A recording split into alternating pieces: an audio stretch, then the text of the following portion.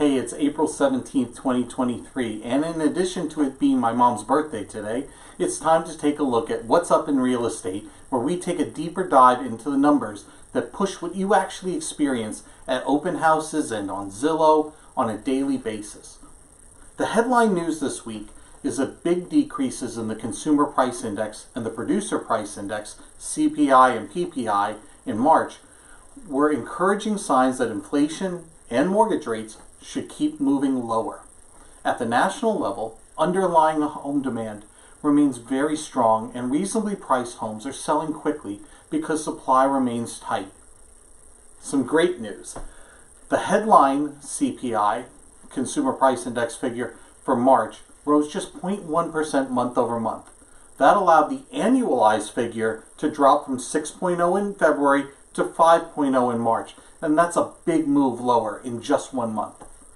The not so great news, the core CPI figure, which excludes food and fuel for March, it rose 4.4% month over month, and the annualized figure rose from 5.5 in February to 5.6 in March.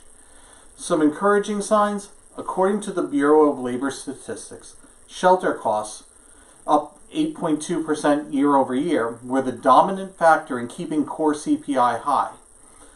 But the increase in shelter costs was the smallest increase since April 2022, so things should get better from here. In addition, the headline PPI, Producer Price Index, the inflation seen by businesses, it actually reduced 0.5% month over month in March. That means that the annualized PPI dropped from 4.9% in February to just 2.7% in March. If companies choose to pass these lower costs on to consumers, it'll help send CPI lower. MBS Highway had its its monthly housing survey for April 2023, and it showed another solid increase in buying activities as the spring selling season has gotten into high gear. This is the fourth straight month of improving sentiment, and pricing pressure appears to be at a crossover point. According to Black Knight, the dollar volume of mortgage rate locks was up 43% month over month in March, as, quote, incredibly rate-sensitive buyers responded to the sharp drop in mortgage rates, which were over 7 at the beginning of March to near 6 at the end. Fannie Mae's Home Purchase Sentiment Index, it rose 3.3 points to 61.3, but that's not far above its all-time low, which was set in 2022. 79% of respondents thought it was a, quote, bad time to buy, mainly due to higher mortgage rates. Let me know in the comments, first off, if you think it's a good time or a bad time to buy. And also, if you've gotten a pre-approval recently, what rate is your lender pre-approving at? So, coming back to MBS's housing survey for April. The April survey of loan officers and real estate agents, it showed another big jump in buyer activity levels and sentiment. This is the fourth straight month of improvement. Now, 68% of respondents, they characterize their local buyer activities as, quote, very active, somewhat active, or steady. That same figure was 56% in March of 2023 and just 19% in November. Pricing pressure appears to be nearing, as I said, a crossover point. The percentage of respondents who are experiencing moderate or significant listing price increases has been rising for several months, and that hit 33% in March. That's about the same percentage they're experiencing price decreases in March. While inventory levels rebounded in 2022, the number of available homes for sale remains significantly below pre-pandemic levels. This inventory shortage, combined with the recovery in demand, is spurring a resurgence of buyer competition. 43% of respondents say that homes were selling quickly with multiple offers, which was up from 32% in March and 20% in February. Buyer activity levels and upward pricing pressure were strongest in the Mid-Atlantic, the Northeast, and the Midwest regions. Price reductions were most prevalent, but decreasing, in the Southwest and the Southeast. But even there, the majority of respondents characterized these as moderate only. The Northwest and West regions, meanwhile, have seen a dramatic reduction in pricing pressure in the last 2 months. What I can tell you that I'm seeing this week is that home traffic is still off the charts here on Long Island. One of the guys in my office held an open house in Seaford, and he had 69 visits come through this weekend, which, as I'm sure you've guessed, means multiple offers, 12 of them so far. I was out with a buyer who's mainly looking at trade-up homes in the Belmore Merrick area, Oceanside, and she's looking around 750K, and we were seeing pretty heavy traffic at those type of homes as well. Figure seeing usually at least 2 other families in the house at the same time as us.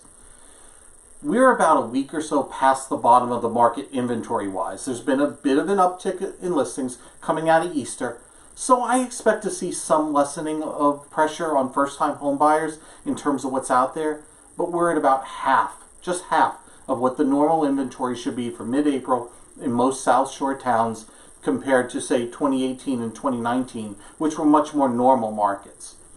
If you were out there looking this week, put in the comments below which town you saw the longest lines at an open house. So some more on shelter and CPI. There's been a lot of talk about the impact of rising shelter costs, which are rents plus owner's equivalent rents, what they have on the overall CPI figure. And as a reminder, about 35 to 38% of headline and 43% of core CPI comes from shelter costs. And there's a massive 4 to 5 quarter lag between market rents, the direction that rents are trending right now, and the average rent figures that go into the CPI. It's too early to be certain, but it looks like the growth in shelter costs may finally be peaking. Were it to begin falling, the overall downward trend in CPI would accelerate. Now, what's PPI? The inflation alphabet soup can be a little confusing. There's CPI, there's PCE, there's PPI. You can group CPI and PCE, which, by the way, stands for personal consumption expenditures, together. They both measure the price that inflation is experienced by consumers. But PPI, it's different. It measures inflation as it's experienced by companies as they go and buy materials like natural gas and aluminum, chemicals, cardboard, what have you, as they produce their finished goods. So that's why PPI is sometimes called wholesale inflation, factory gate inflation. When PPI, the production costs, are rising, companies have a choice. They can either raise their retail prices to keep margins stable, or they can keep retail prices flat and sacrifice margins, perhaps in order to protect their sales volumes or something. By the way, it's not binary. A company can pass on half the cost increase if they wanted to. When PPI is falling, like it is now, companies also have a choice. Number one, they can pass on the cost savings to consumers by lowering their retail prices, or 2, they can keep retail prices stable and enjoy some fatter margins. You can see how PPI, the producer prices, and CPI, the consumer prices, are related. PPI and CPI move in the same direction, but PPI tends to lead CPI by about 1 to 2 months. And that's why we're so excited about this month-over-month decline in PPI. Assuming that companies pass the cost savings on to consumers, it should help dampen or lower CPI. And lower inflation is great for bond prices. Higher mortgage bond prices usually lead to lower rates. So, talking about the mortgage market in the light of the encouraging inflation data, it would be reasonable to expect that mortgage rates fell during the week, but they didn't. That's most likely because, number one, mortgage rates had decreased nearly 50 basis points the previous week. Core CPI also was flattish on an annualized basis versus the big drop in headline CPI, and the Fed cares more about core inflation. The bond market generally pays less attention to PPI, and various Fed members, you may have seen this over the weekend in Newsday, they were in the news talking tough on inflation, saying that maybe we won't see the 3 cuts that people are talking about for later in the year, and that you may even still see rises. The next Fed Open Market Committee meeting, the Fed meeting that you always hear about, that's going to be May 3rd. And will the Fed hike rates 25 basis points again, or will they pause? At the moment, the pricing for the 30-day Fed funds futures suggests that The market believes that 66% to 34% that it's going to be a hike rather than a pause. So our good friend Steve Simpson over at US Mortgage, and I can say with absolute certainty, Steve has written more mortgages for my customers over the years than anyone, including my parents and my brother.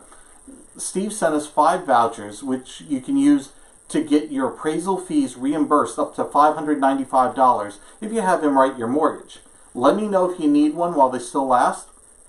That's all we've got for this week.